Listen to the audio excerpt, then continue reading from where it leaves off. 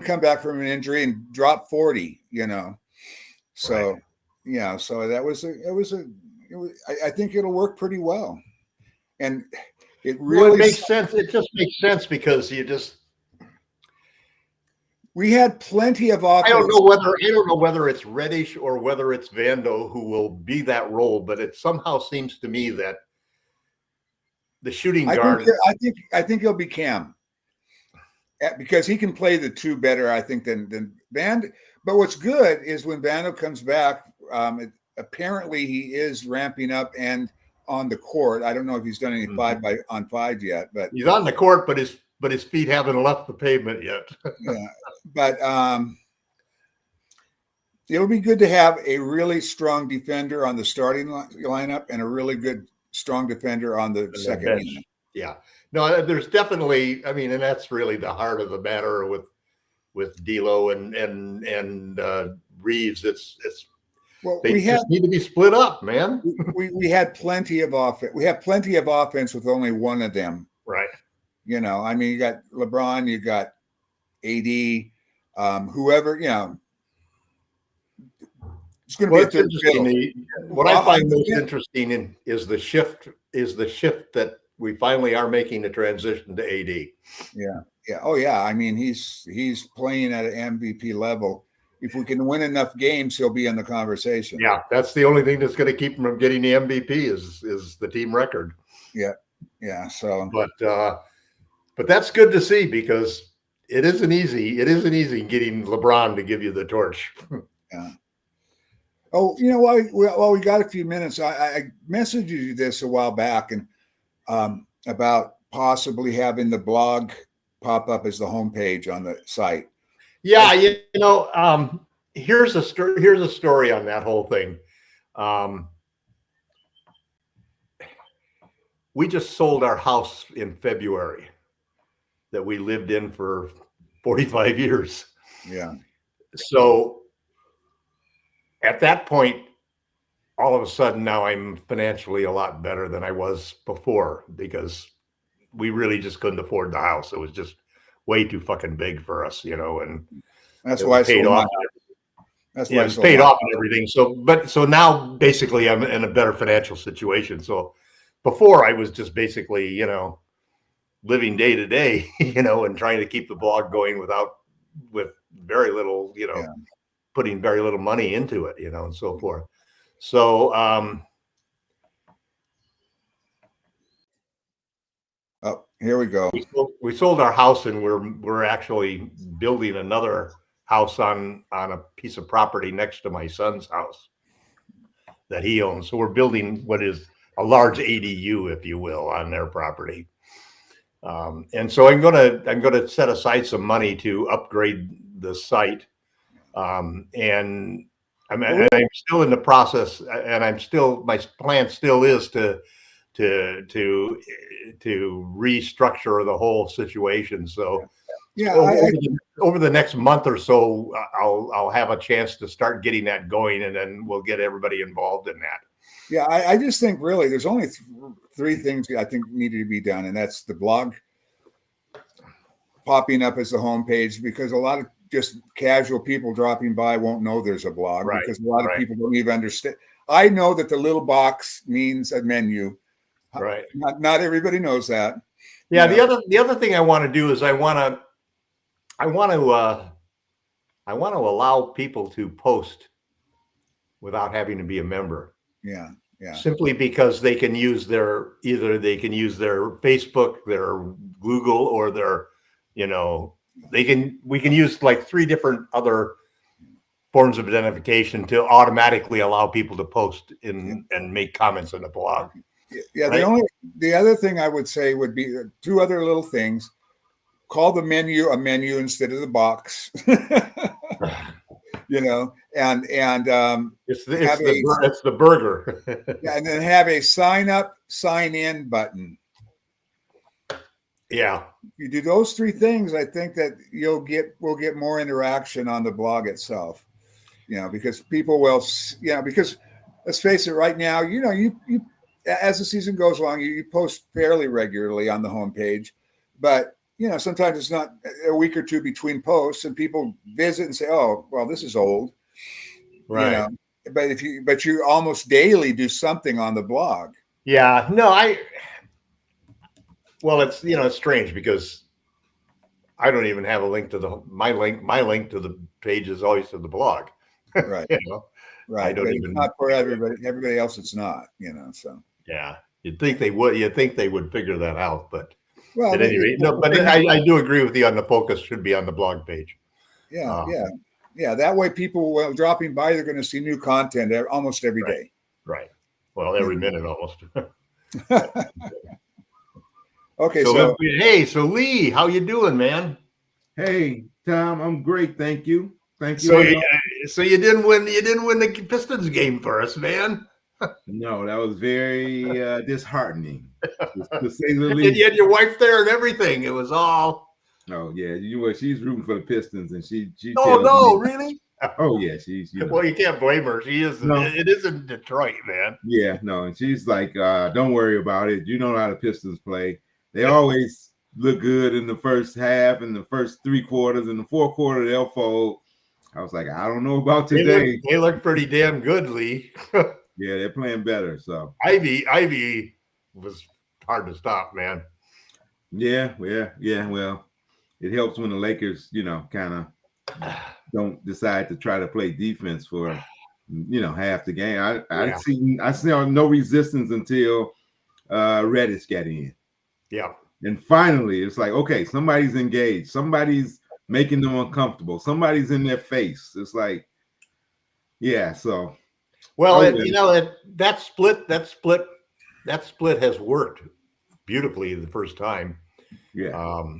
I'd like Redick to be more aggressive offensively because I just don't want to play 4 against 5 on offense. But he definitely did a great job on Paul George.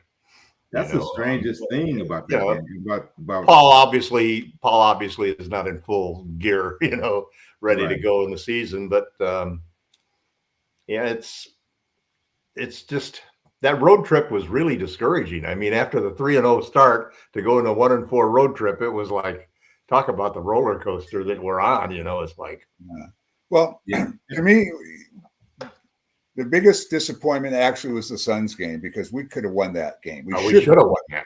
We should have won that game. Yeah. And then we went into Cleveland. They are going to be a tough out this year, man.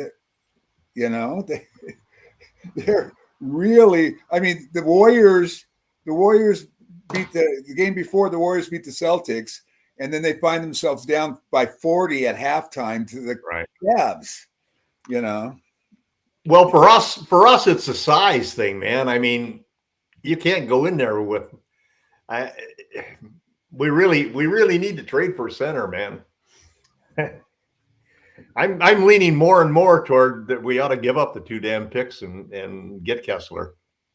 Yeah, well, the one thing is if you're gonna give up picks, the last thing I want to do with those picks is to give them up for a guy who's just got 2 or 3 years worth of top level play.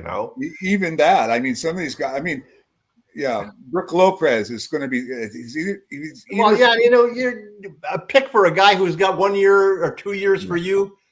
That doesn't cut it in today's valuation. No, you don't need another old timer on there. You don't need. Now, and if you get a 23-year-old kid who's 250 pounds, can bang in there with everybody else.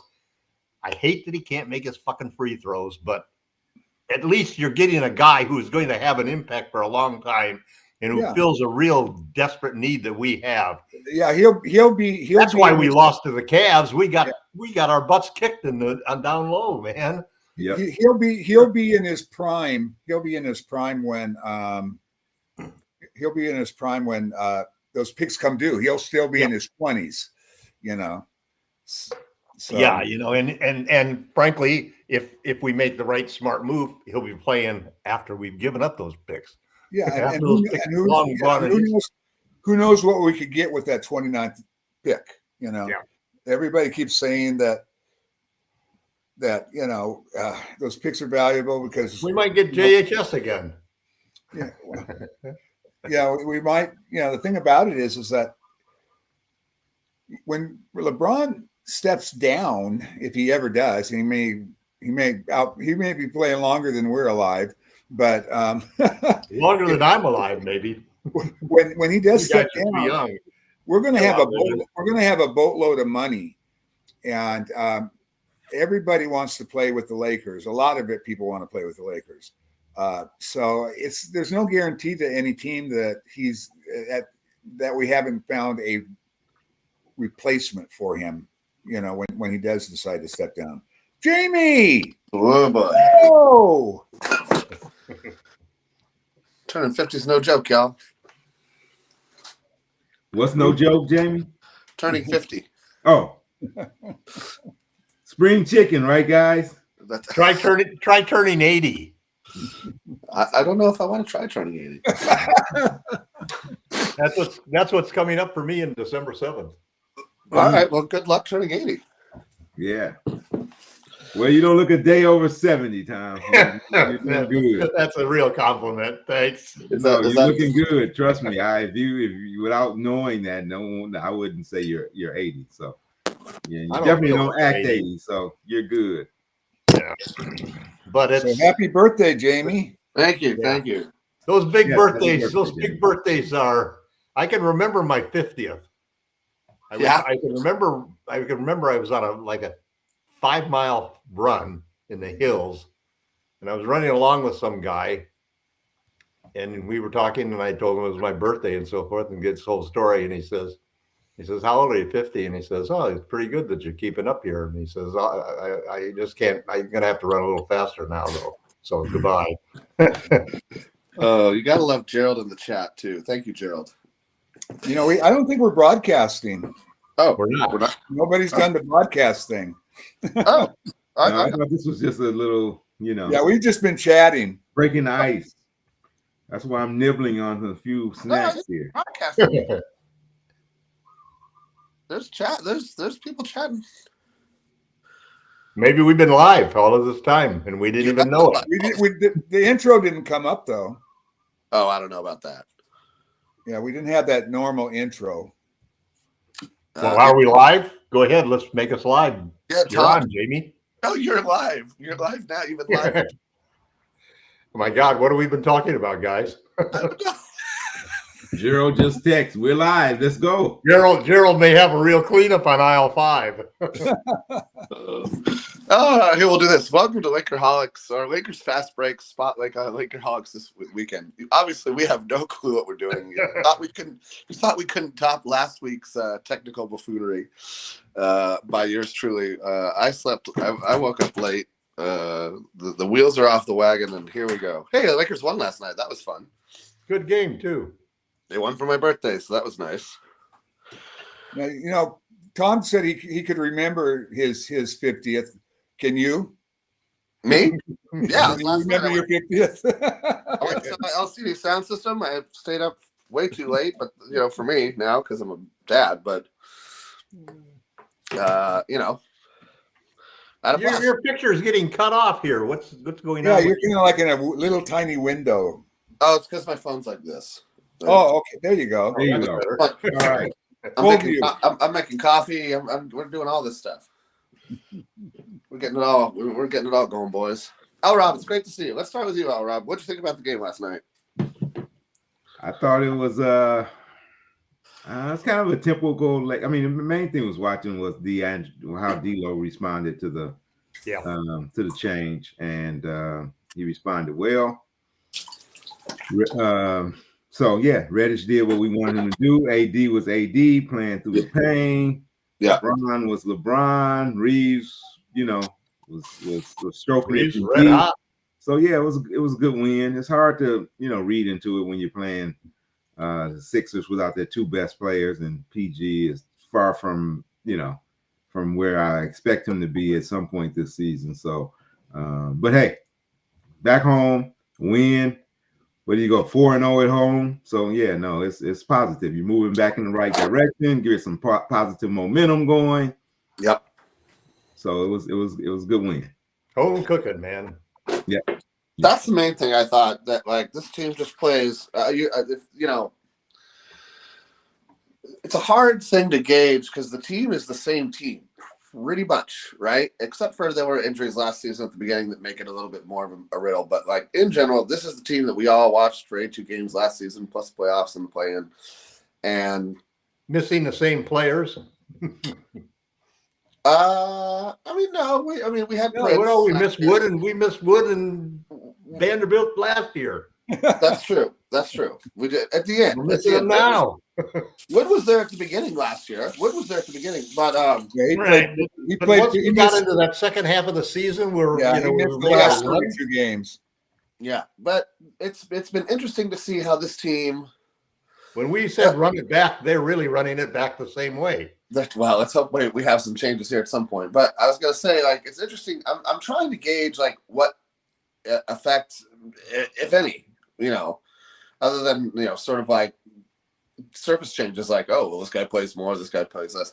But what effect Redick is having on the winning of the team? And I'm not there yet. I don't know that I see it to a positive or a negative. I think that in some ways the defense is taking a step back, but it's so early to say that. Like, it's too early to make any concrete judgment, first off. But my first impression is that it's not much of an impact one way or the other. That this team is exactly the team we think it is, which is a 6, 7, 8, 9, hopefully not 10 place team, based purely on talent and skill. Like, this is the talent and skill that the team that we've assembled, right? And if somebody doesn't take a big step forward from last season, that's what we are. That's neither good nor bad. That's an underwhelming opinion. I mean, but it's an honest one. Well, but it's your same opinion always that it's not. Nothing's changed and nothing's good not. And nothing's bad. Hey, I think JJ Redick has totally transformed the Lakers organization. I don't know how you can say that. I don't know how you can even say that. How you can say that? Well, for one thing, we're playing the right people. Rob's still there. Jeannie's still there. We're playing the right people. We're playing the right players. We're making right decisions on things. He's making the right adjustments. He's definitely not a guy who's going to sit around and wait and give guys another 2 weeks to do it. I like that, frankly. And now the dilemma is if you get into a situation where when you make the change, it doesn't solve things. So hopefully the changes this time will solve things, and we'll see. It won't be the repeat of the Darwin Ham. Oh, let's try this guy. That didn't work. Let's try this guy. Let's try this combination. Let's try that combination. I think he's getting himself into a spot where he's got the right players 9 games into the season, which is a dramatic improvement over what Darwin Ham did last year, where he didn't even get that lineup into the starting lineup set until we're halfway through the season. But that wasn't entirely Darvin Ham's fault because Rui Hachimura was hurt for the first third of the season. I think that's true, but that's a very shaky excuse for probably a half a dozen misplays that he had in setting up rotations and things. I think that your memory's pretty dim, man. I think for me the thing about JJ, what he's done with AD has been huge. He has put AD in good positions to score, and AD's playing at an MVP level. So that's big. And we've been getting good shots until last night. We weren't hitting them. I mean, we were missing a lot of threes, and we have guys that can hit them. Sure. But that was the team last year, right? No. We last year they shot well from 3. They just didn't shoot enough. No, I know, but we didn't shoot a lot, but we still got good shots. The difference was, and even early, I think we struggled. Not necessarily. Not the same quality looks that we've been getting. They've been actually running plays for threes instead of just driving and kicking. So I think that's a couple. Now, I think that another thing that I have to wait on before I make any kind of evaluation of this team is Bando, who should be back fairly soon, according to reports. He's on the court now, working out, and Wood back, because if you keep this lineup the same and you plug in Bando with that second unit, keep Cam in the first unit, now you've got a solid defender on the first unit perimeter, and you got a solid perimeter defender on the second unit. And you've got a good scorer in D'Lo on the second unit, which we weren't getting any scoring at all from the second unit. No, that's been the problem all year. Yeah, D'Lo averaged just as many points as the entire bench unit has averaged for the season last night, 18 points. As he better, given his talent level and the defenders. That's the beauty of putting D'Lo in the second unit, right? Like he should cook the second unit of the other team most nights. And I think he has a chance to be a second unit candidate if he on the second unit he played that role. On the second unit, he's the second option instead of the third or fourth. Right. He's always he plays like a second. He is a second option. He's like Pau Gasol. It doesn't matter what his ability or skill is. His mentality and personality is that of But he hadn't played that way so far this year, though, Jamie, because the entire offense was different. It was a lot less LeBron centric, and all of a sudden AD centric, and it was a lot more passing and moving the ball around and so forth. And so he was really sort of setting back and letting things come to him more than he was taking charge. And I think putting him into the lead guard role on the bench unit really gives him back into a situation where he can be aggressive again. I hope so. Feel like he's detracting from the selflessness of the team. I hope so, because I don't like him when he's passive. He's a bad passive player. He's not a good passive player. Some guys you think, oh, he's taking a step back. It's actually for the team a step forward. But in the case of D'Angelo Russell, I think it's the opposite, and that when he takes a step back, the team suffers greatly.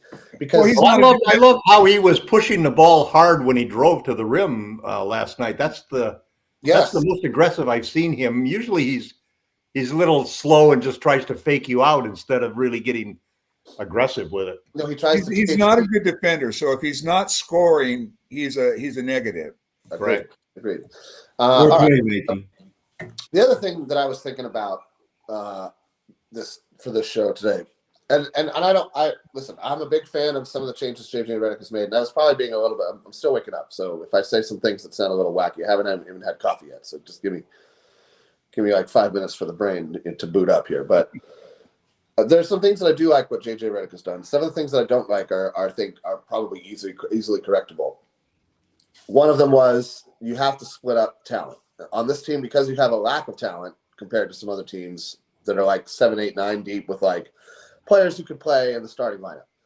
I think we've got 6 players, 7 when you bring Vando back, who can be in the starting lineup, and that's tops. Like Max Christie, not a starter. Cam Reddish, not really a starter. Like for this team, he needs to be right now. But I think if you bring Vando back, he maybe supplants Cam, and Cam takes this, because Vando is the better version of Cam, right? He's the better version of Cam Reddish. So you don't want to hold. You maybe don't want to hold off and let like the defense have to catch up. We had to do that a lot last season. The defense had to catch up, or it was the opposite. The starters would build up a big lead. The second unit would give it all away, and then we'd have to play catch up from there on. If we could, let's not project who's going to be back when. Right now, is this, Delroy, would you agree this is the best Lakers starting lineup with Cam in it? Let me go back. So please. Darvin Ham took a lot of heat for not playing the certain 5, right? The 5 that we started off this year. Yeah, I thought it was. Now suddenly, and the reason why Darvin made the moves he did, because last year, if you guys remember, Austin Reeves stunk. Yeah, he was really bad for the first 2 months. Yeah, D'Angelo Russell was bad. Yeah. There's a reason coaches put guys on the bench. They don't just wake up and say, hey, guess what? We're going to bench this guy. Right. I mean, the guy's not playing bad. That's a coach's job, is to move guys in and hopefully get the team to play better. Yes, they need better balance. They need a defender on that team to watch them play defense at the beginning of every game. You know, teams are lighting them up. You know, they play in Cleveland, and Cleveland just start off hitting everything they want, getting anywhere they want. The Pistons are a good team, but there's no way. I mean, the Pistons have offensive weapons, but there's no way they should just come in and have no resistance at all. So yeah, I mean, if it's going to be Vando, if it's going to be Cam, somebody's got to be in there that's going to have a defensive mindset in the game. Austin at least gives effort on that end of the court, even though it may not be productive. I mean, I at least don't question his effort. You know, Right? D'Lo is ridiculous. It's like, come on, man. But you've a given coach's job, the X's and O's. So getting to JJ, I was not a fan of the hire. I will say that I have been impressed with what he's done with the offense and the way he set it around AD. So yes, that's a positive. Yes, putting D'Lo to the bench is a positive. Had to be done. I think he's got to figure out getting D'Lo to buy into it. I think is an important part of that whole thing. Yeah, getting guys to buy in. He's got a good enough relationship with D'Lo that he was able to get him to do it. Yes, I agree 100%, Tom. I agree 100%. So he's got to connect more involved because he's got some offensive skills. Hopefully he can get him, getting him rolling, run some stuff for him to utilize him coming off the bench. But the coach's main job is to get guys to play hard and to buy into whatever he's selling. I have been surprised by some of the passiveness from some of the guys on the team offensively, because I would think with JJ they feel more free and more loose, but they don't really play that way sometimes. I mean, some of the guys are playing like they don't have a green light. It's like, dude, get out there and ball and play. And I don't think Redick is holding them back, but I don't. So that's his job. His job is to get these guys to play. They usually played hard with Ham. You didn't see many times, especially not early in the season when they weren't playing hard. So that part is the only concern. It's like, over the course of a long season, will he be able to, you can criticize D'Lo now, and they got a good relationship, and D'Lo is going to toe the line. I don't know how many times you can go to that well, so that's going to be his challenge is managing. I mean, that's what coaching is. The X's and O's is a plus. But the biggest thing is managing egos. That's what the best coaches do. That's what Phil Jackson was a master at. That's what Pop was. That's what Chuck Daly is. That's what Curry is. And that's what JJ Chet. That's what's gonna make or break whether he's good enough. He got LeBron in his camp, so he's already got a strong supporter. So that certainly will help. Well, he has two really quality assistant coaches beside him. So they can concentrate on the X's and O's. It's JJ's job to get those guys to buy into those X's and O's. Be in the right place. Yeah. Two more positive things I want to say about JJ Redick, but also, one half positive. I think that the level of preparation with this team is the biggest improvement that I think I see on the court. The second would be focusing the ball on Anthony Davis, but I think everybody's giving everybody a lot of credit. I'm going to give Anthony Davis a lot of credit. It's not his mentality to be this guy. He thinks of the defense first, and then he's a happy teammate on offense, right? When he needs to be a happy monster. Yeah, and I think that's part of coaching. I think Darvin wanted him to be this defensive monster, but more so than the offensive guy. The player has to come to you.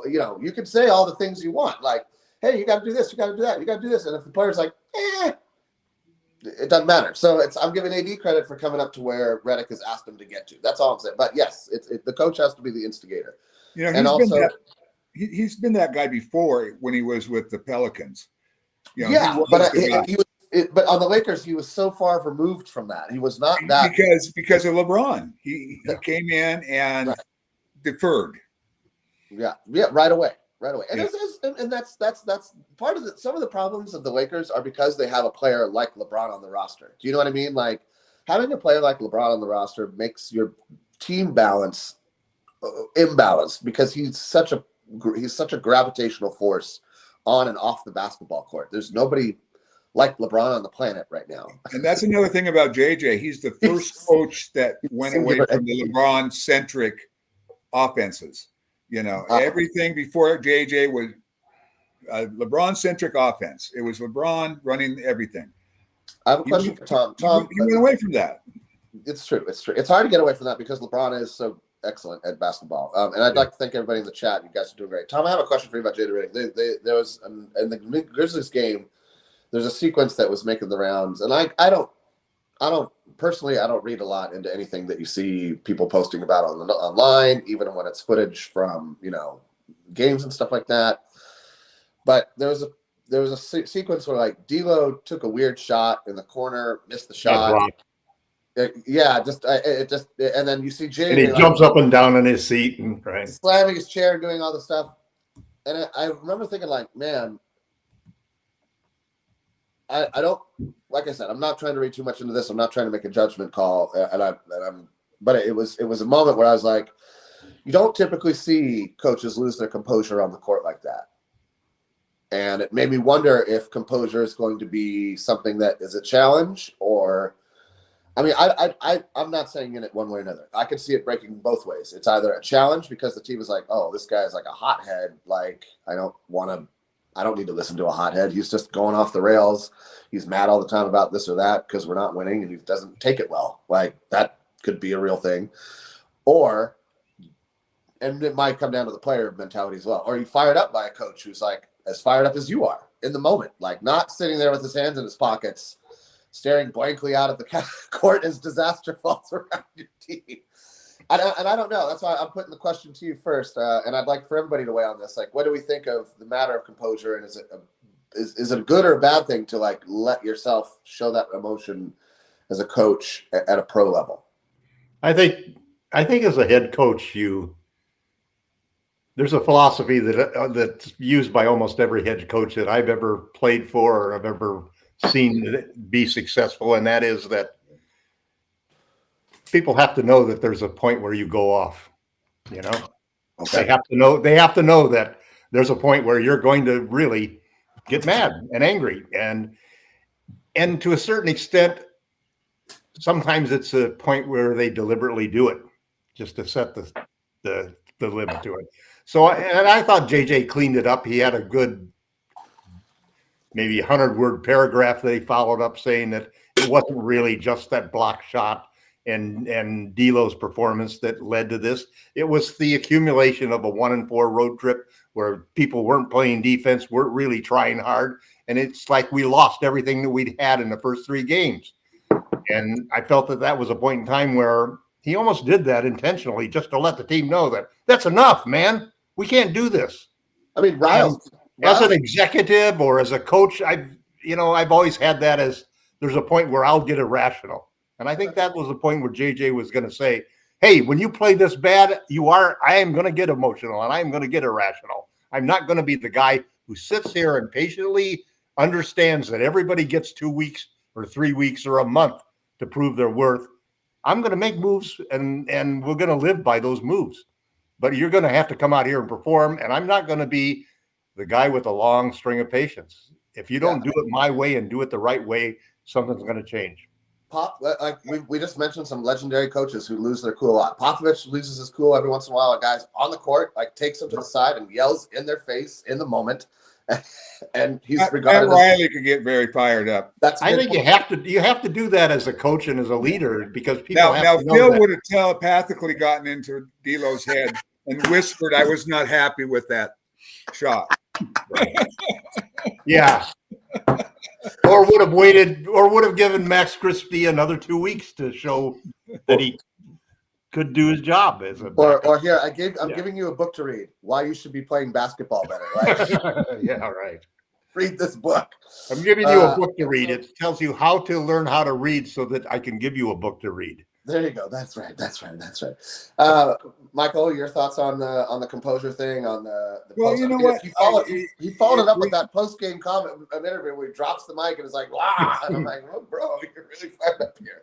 Like I said, he's not. He's not alone as far as getting fired up. Like you mentioned, I'm fired up. I was fired up after that Memphis game, and after that, the whole road trip pissed me off. Yeah, Popovich would do that, like you meant. You talk about a tough interview. There's nobody. People would like dread having to interview Popovich at those halftime interviews. Bob, what was the scenario? Before he became charming, he was actually very rude to people. Well, it's a charming sort of rude. Yeah, right. That's right. But yeah, I mean, now you have to pick your spots, though. You can't be ranting and raving every game. I mean, you pick your spots, and it's got to work when you do it. Or it was a good spot to pick. Yeah. You know, it was a good spot to pick. So we'll see if it continues. You know, if he continues. Every one of us was jumping up and down in our chairs at the same moment. Oh man, I'd had enough. I'd had enough at that point. I was just like, this team is like falling apart. Like we looked so good 1 through 3, and we've looked so bad up until last night. But that's going to be my last thing. L-Rob, do you have anything to add on the JJ Redick composure topic? Or no, he could have did it in Detroit for me. He was one game. He gave him 1 game grace. If you ask me about it, I would have done it in Cleveland. I was pissed about how he Cleveland. You know, at Cleveland, Spider was so hot that was hard to. I mean, he just came out. We didn't show up. We didn't fight. We didn't show up. No, there wasn't a whole lot of fight. So, but you're right. You're right. And that's that. I will say this: that I don't remember a lot of blowout games like that under Darvin Ham. Yeah. And I'm not really even trying to compare the two. And I'm not sure that it's like anything other than like, you know, they all tried. It wasn't like they just went out there and stopped playing basketball after the second half or anything. So I don't have a problem with it. Hey, whatever. There's a lot of different ways to be a very good coach, and some of them want to blow up in your face and have it shown on TV, and some of them are going to be calm, and then maybe they get in your face in private. There's a lot of different ways. As long as the players respect you and as long as they perform, that's the bottom line. And we don't know. We you know, that's to be determined. One thing is for certain, you have to give him a chance to learn how to be a head coach. His first time in that seat, and you just got to have patience with him. He's going to make some mistakes because it's his first time doing it. So we can't just come to conclusions every. Go ahead, Tom. That's a really great observation, though, Rob. You have to give him space. So we really have to give that's him our space. guy. So we got to roll with him and let him figure it out as he goes along. The real thing is we have severe limitations on our roster. Yeah. Okay. Until Vando comes back, we have a second energy guy, somebody else that can bring some energy and some athleticism to the game. Then we'll have a more complete team, and then I think we can go on a roll. We'll also have Wood kind of up and down and up and down, and that won't, that pretty much won't be on JJ. Just got to give effort though. They have to come out and play hard. He's putting them in positions to get good shots and all of that. Just got to make sure they're committing on the other end as well. Tom, the point I wanted to bring up to discuss is the 2 backup guards that we have in the rotation, Max Christie and Gabe Vincent.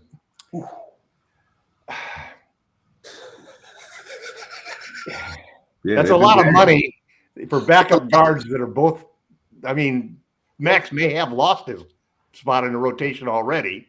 This guy's making right here. This guy's making. Vincent can't be very far behind, man. Well, to be fair with Vincent, so the question here's the big question. You know that Rob Pelinka wants those 2 guys in the lineup. You know that if we're going to trade them, it'd be good if they had some good numbers to trade with. Well, but at the same token, JJ wants to win. So I'm in a position that I'm happy that he's doing that, even though it sort of screws up the whole. You get in all of these guys with contracts that are tradable that nobody's going to want. And yet I don't want to waste time by giving Max more. I don't want to give Max any more time to get into the rotation. If we get an injury, he get an opportunity, somebody gets hurt or something, fine. But I'm not going to give him any more time. And as far as Gabe is concerned, I'm not willing to give him any more time. I'd move Olivari into that lineup right away to take his spot. Gabe brings some savvy to the court. Gabe's brought defense and effort. His offense hasn't been there. No. JJ praises him to no end after every game, because of the defense and effort that he brings. It's his offense he hasn't found his offense. Yeah, but how many of those guys can you have in a lineup? So Gerald just posted a sobering stat. Gabe Vincent and Max Christie are averaging 6.9 points per game combined. That it just isn't getting it done. You can do a lot of great things on offense, but when you are the primary backup point, guard core for any professional basketball team, your backup guards cannot average less than 7 points. Like, you're not going to win basketball games that way. Not unless you're both Tony Allen. And they're not both Tony Allen. Yeah. They're trying, but they're never going to be close to Tony Allen. Tony Allen was a legendary defender. Yeah. And so. And neither one of them is Cam Reddish. Yeah. Too bad we couldn't have found a, someone like Scottie Pippen Jr. Wait a minute. How about you're talking about 0.5 of my last 5 things where I talked about the Lakers that we got away, and I didn't even count the major free agents that we let walk, just like the prospects. We let Jay Huff walk. We let Scottie Pippen Jr. walk. Instead, we chose Max Christie and Maxwell Lewis, and I still can't really understand why. I'm really just having a hard time. Look at it this way. I think the 3 guys that we've got on 2-way contracts right now are all better than Huff and Scottie Pippen Jr. Scottie Pippen Jr. Yeah, I don't know about he's tearing it up, man. But when Scottie Pippen Jr. played for the Lakers, come on now, nobody was saying hey, let's give Scottie Pippen Jr. more minutes. I mean, he played like he was a guy that could be disposed of at any time. He's getting the minutes, and good for him. He's earning them, but he didn't play like anyone that was a keeper when he was with the Lakers. Well, when Huff didn't look any better than he was.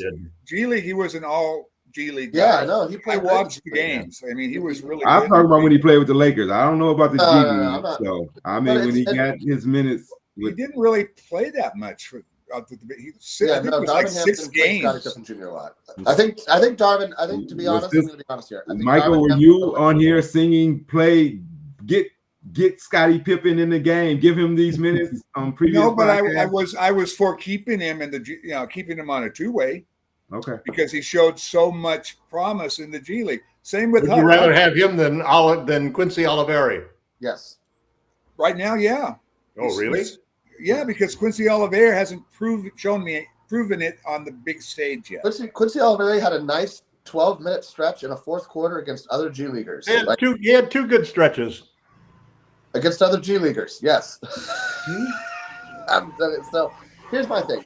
I thought Darvin Ham did a bad job of playing prospects as coach. I think Redick has done a slightly better job, because at the end of the day, you play the prospects and you lose, you're not keeping that job very long, right?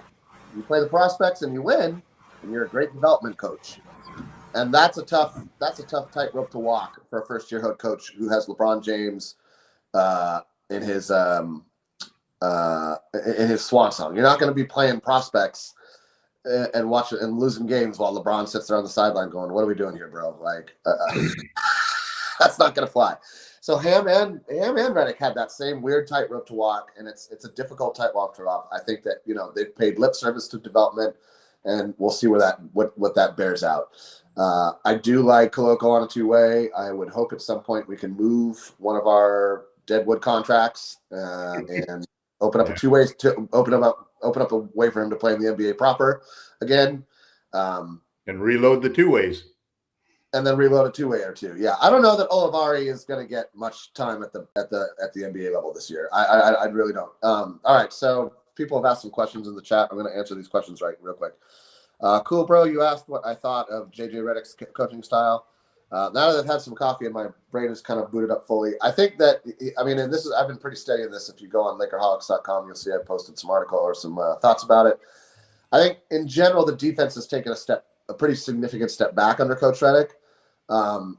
But that comes with the caveat that he hasn't played his best defenders available in Cam Reddish up until recently, or his best defender isn't available in Jared Vanderbilt. And so, I'm still kind of taking a wait and see. As it has stood 2 games ago when he wasn't playing Cam Reddish, it was a big step back. Now it's just a slightly smaller step back. And I'm hopeful to see that things like transition defense are cleaned up, and that we can really kind of do something about the rebounding. The rebounding is going to be a big problem for this team because we don't really have a lot of guys with inborn rebounding talent or skill. All right. What was the other question? Somebody said, Jamie, would you put Dalton Connect in the starting five? Absolutely not. I think he is kind of in the perfect place off the bench. I think you need a scorer like him off the bench. And I think that having him play with D'Lo and other guys like that is good for him. And the other thing I don't want to do is like rely on this guy for 20, 25 minutes a game. And then come February, he falls off a cliff because he's never played this much intense basketball, traveled this much, He's already played as many games as he may have played in college, Exactly. In his case, he played 4 years in college. His body has had more chance to develop. He's an older prospect than a lot of other NBA prospects. And I do think that matters. I think that if you can get through your developmental years, people think that like when you turn 18, you're an adult and you're all done. It's absolutely not true. There's plenty of, should you be somebody who reads and believes science, there's plenty of science out there that indicates that the human body grows into the 20s regularly. Not everybody, but a lot of people.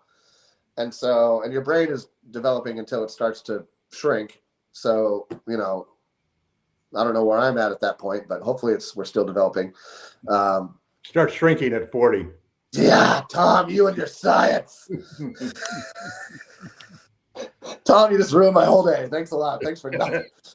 Yeah, the one thing about Dalton that I'm hopeful for, he hasn't been hitting his threes, but he might lead the league in and out 3-point shots. Seems like he's just a hair off, because every miss is like, well, not every miss, but most of his misses are just like in and out, halfway down and out, so he just not quite on. And I think hopefully that he'll find that, because he gets some good looks. And that he was the difference. If he had hit his shots, that would have been a 20-point victory easily, instead of a 10-point victory. Sure. Yeah, I like his confidence. He comes in and he's confident. He thinks, hey, I belong. Yes. I'm going to score. Yeah. I don't care who's checking me. He's got the right mentality. So I just think it's a matter of time before. And if he had a little bit more experience, he would have known that Martin can make change off the top of the backboard and not challenged him and tried to dunk on him, because that was the kind of Martin he really didn't get high enough to put that ball down. Yeah. He jumped a little too soon. Yeah, but Martin is an incredible leaper. He's just he soars. Yeah. And all right. And I'm sure Connect didn't know that, or else he would have tried a layup or up and under. He pulled the Christie or THT, which I wish I could jump. I really wish I could jump. Anyway, we won't brag on THT anymore. He's playing Chicago, and good luck, buddy. Your long arms will serve you well there. Last thing I want to talk about. We have seen the beginning of the Bronny James experiment. He was going to be on the team proper through the road trip. The road trip is now concluded, so I expect him to start playing in the G League. There's a lot of people talking about Bronny in the chat for whatever reason. He's barely played. I don't know why he gets so much attention. He sold out the G League game, man. I think they got a game tonight, right? Yeah, he's everybody's going to go to G, and that's great. That's great for the G League. I hope it's great for him. What I want to see from Bronny James and everybody. I'm not treating Bronny. I'm just going to say this. I'm not going to treat Bronny James any differently than any other 55th pick in the draft. 55th picks in the draft are what's known as a gamble. There is no certainty. You are taking a shot in the dark. I don't care whose loins they were created from. It's. Then you're denying reality. I'm not denying reality. He's the 55th pick in the draft. What are you talking about? I'm not upset that he's a member of the Los Angeles Lakers. I'm not upset about Bronny James. I'm just saying. He's got millions of followers. He's selling out G League games. What I was going to say, screaming for him to come in for a minute and 25 seconds at the end of a Laker game. What do I care about any of that? That doesn't matter. It's a whole different. It's just a different thing. He's like the Taylor Swift of the NBA. What I was going to say is, I wasn't upset that they drafted Bronny with the 55th pick. I was upset that they drafted anybody with the 55th pick. They should have sold that pick, because right now the guy that wanted to stay with the Lakers that we miss a lot and nobody talked is Prince. Off the bench was a solid defender, and he was. But he got to go with his dad. He got to play with his dad.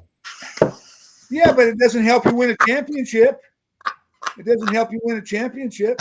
I don't know how much of a solid now defender Torian Prince was. Prince was hitting threes. His defense was overstated. Prince was hitting the threes like we want Dalton to hit them. Yes, he was. I give him that. And he was a good player off the bench. Torian would have been a good addition as to a our starter, bench. but he was a good player off the bench. He was a solid player off the bench. We could use him off the bench, and I would also say that he's a much better defender than both Dalton Connect and D'Angelo Russell combined. And that's Torian Prince type guys are like.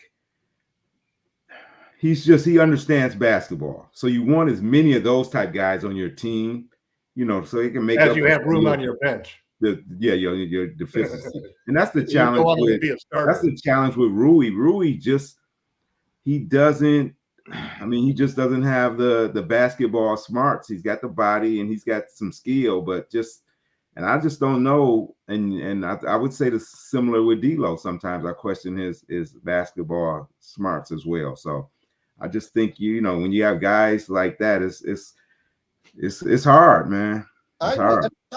We're talking about a guy who missed most of a year of being an athlete. You don't just walk back into everything and get it right back. Right. And I think we're going to see that a little bit with Koloko if he gets serious minutes. There's going to be some big time rust games where he's like, oh, I got to really I got to rediscover this inherent talent that I have and get it applied in a meaningful way on a basketball court in a competitive environment against the best players on earth. That's a lot to ask of anybody. And Bronny James is 18, 19 years old. So what I mean to say that when I'm not treating him I'm giving him the room to be the 55th pick. I'm not putting on anything on him because he's LeBron James's kid. We've seen some kids do well in the NBA from their fathers. We've seen other kids just totally flame out. Ryan West never made it to the NBA. Jerry West was an amazing basketball player. These things, there's just you don't know. There's no magic 8 ball. There's no crystal ball. And there's no way of knowing. So I just think it's funny when people point to Bronny James as either a positive or a negative when I think he's played 12 total minutes, shot the ball 5 total times, and made 1 basket. And I think it's just an incredibly unfair amount of pressure to put on a kid his age who missed almost a year of basketball, who was the 55th pick. I think that the Lakers was an absolutely worst landing spot for him. I think he would have been a lot less pressure on the kid if he went. He almost kind of wants it though. It's funny.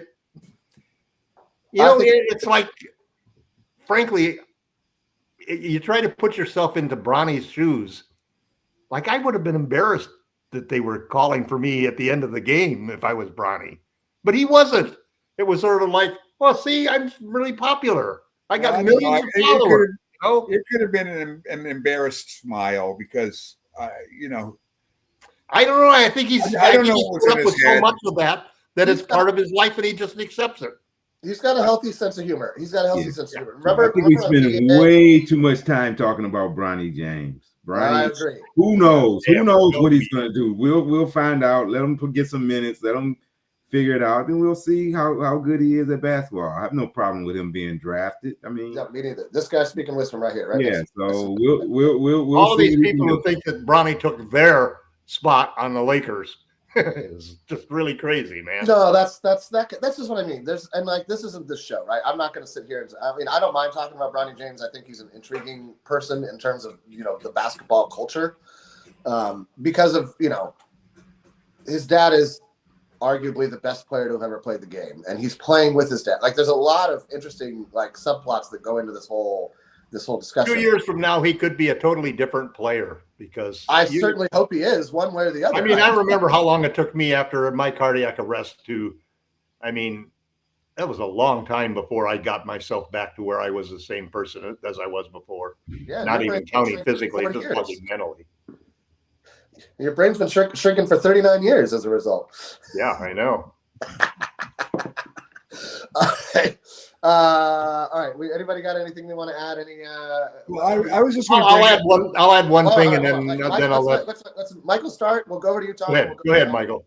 I was just going to make a comment on the Eastern Conference. There's Sure. 2 teams with winning records, 1 team with a 500 record, and every single other team has a losing record.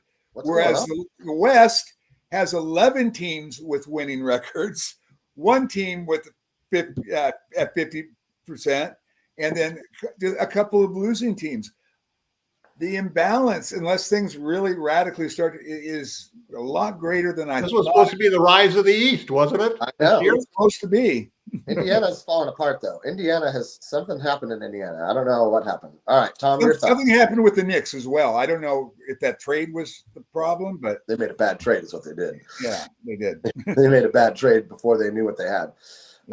Tom, thoughts? Hopes? The other thought that I have is that when I look at the Lakers' schedule, all the way up to December 1st, which would be their 20th game of the year. We really have a good opportunity to end up with a pretty good record. We could even end up, 10-5 possibly at 15 games, and there's a good chance that we're going to be in the top 6 teams by the end of the month. And that's a much better place than we were last year at this point in time. The competition is the schedule that we have for the rest of this month. There's a couple of tough games against Oklahoma City and San Antonio. But other than that, a rematch with the Grizzlies, but at home. But other than that, the games are winnable. And so we have a good chance to get out of the play-in situation and move into the top 6. And I think we will over the next couple of weeks. Got to stay in that top 6. L-Rob, thoughts? And just again, nice seeing you, L-Rob. Haven't seen you in a while, hot minute. So it's great saying how to do. Yeah, great being here and seeing everybody. My comments were similar to Tom. I just narrowed down to like the next 5 games. You got Toronto at home. Mm-hmm. You got Memphis at home. You go to San Antonio. You go to New Orleans, and then you have Utah. And I guess I'll expand it out to the next game. You have Orlando at home. So, those are 6 winnable games. Maybe you have a loss in one of those road games between San Antonio and New Orleans. But other than that, handle your business, man. You got to win at home. You have to, because this team definitely is Jekyll and Hyde. They definitely all 6 games are Jamie on the road. So this is my thought, is that I'm not thrilled with the home road split right now of our record. And if anything could change, I would like to see the home road split start to. I feel like if you're not a 500 team on the road, you're not a serious contender for the title. You have to be at worst a 500 team on the road, and you have to have a winning record at home. There have been some anomalies in that equation over the years, but in general, if you look at teams that are competing for the title, they have at least a 500 record on the road and a winning record at home, and it's usually a pretty solid winning record at home, not close to 500. Not always the case. Kurt Affair from the chat had a good observation about your point, Michael, about the East. Everybody's gearing up to race for Cooper Flag. And I would say under 10 years ago, yes, but the way the lottery works, it doesn't make sense to start taking now. I think there really are some inherent issues with each team. It's funny. I'm not going to lie. I think it's great to watch Doc Rivers struggle this much with Milwaukee. I feel for Dame. I've always respected Dame as a player. I feel for Giannis. I've always respected Giannis as a player. But I am just absolutely tickled that Doc Rivers is just, flopping out of the gate. And I hope he gets fired as fast as Adrian Griffin did, who had that team actually playing well. And then Doc Rivers came and blew it all out of the water. My trap game, Kurt, over the next 6, probably Toronto at home. That might be our first home loss. Just because we might not show up like we didn't show up in Cleveland. I hope not. I never hope for my trap games to play. The road trip's the tough one. The 2-game road trip. It was like 8-9 days, right, on the road straight, right out. 11. Yeah, no, I think Tom is talking about the upcoming, the 2. I'm talking about the San Antonio and San Antonio and New Orleans. Those are the games that give me the most. I think we'll play well at home for all of the home games we got. And I wish we had more home games. Why don't we just play the rest of the season at home, guys? That'd be fine with me. Yeah, I mean, Although Wemby's been I have bad. to admit, I do like the fact that I do like to watch games at 4 and 5 o'clock rather than 7 and 8. Can't you just want everything, don't you, Tom? You just want, Well, you just, why not, man? I mean, really. Why do you think I'm a Yankee fan? Why do you think I hated living in New York? That was horrible, man. Well, I love New York. New York's a good city. Anyway, Jesus. You right. didn't even hear about the Lakers in New York. The newspaper wouldn't even pull the score yet. When did you live there? The 90s, the 80s? Yeah, I was pre-internet. Yeah, it's pre-internet. So you know, and pre-streaming. So there's a lot you can do now to live in New York and watch the Lakers and but you still have to stay up late to watch the games. Very late. Very late. Yeah. Lee knows exactly what we're talking about. Yeah, no, yeah. There's probably dead words at you late at night and sometimes about the games. What do you? I never have to stay up late for any game. But you have to get up early for some. I have to get up early for some, but I don't have to stay up late. Yeah. What time are the 1 o'clock games for you? 9 o'clock? Right now, it's only 2 hours after daylight saving time ends. It goes from 3 hour difference to 2 hour difference. Oh, that's right. You guys don't do that. Everything about Hawaii is so interesting to me. I got to get into Hawaii. Anyway, here's what I hope. I hope the Lakers go for the next 10 games at 8-2. That's my prediction. At 8-2. It's rosy for me. 8-2. Wow, that is really rosy. That's right, Tom. How do you feel about that?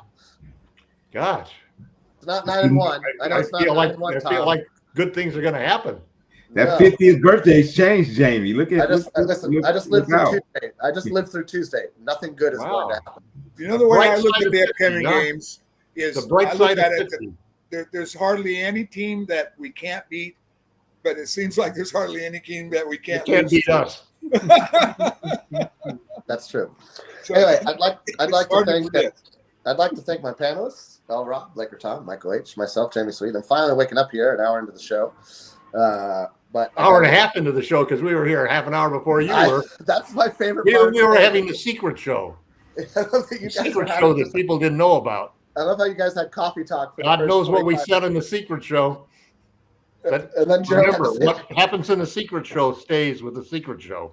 Gerald had to be like, "You're live. Start talking." Anyway, I'm Jamie Sweet for Gerald Glassford and all the other Laker fast breakers, Joe Soro, Stone Hansen. I'm going to forget 8 million people. Thanks for tuning in and watching. So much for sleeping in. That's right, Gerald. Yeah, you know what?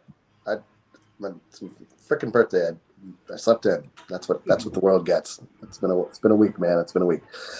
I would like to thank us all. I can't take us out of this, so it's up to Gerald to end the show at some point. So until he ends the show, we're all just going to sit here and kind of like looking at the camera. The second secret show will begin. And you know what we could do? We could do a freeze frame. You know, at the end of sitcoms, when they do like that. You know, they ended on a freeze frame. You guys want to try that? All right, here we go. 1, 2, 3.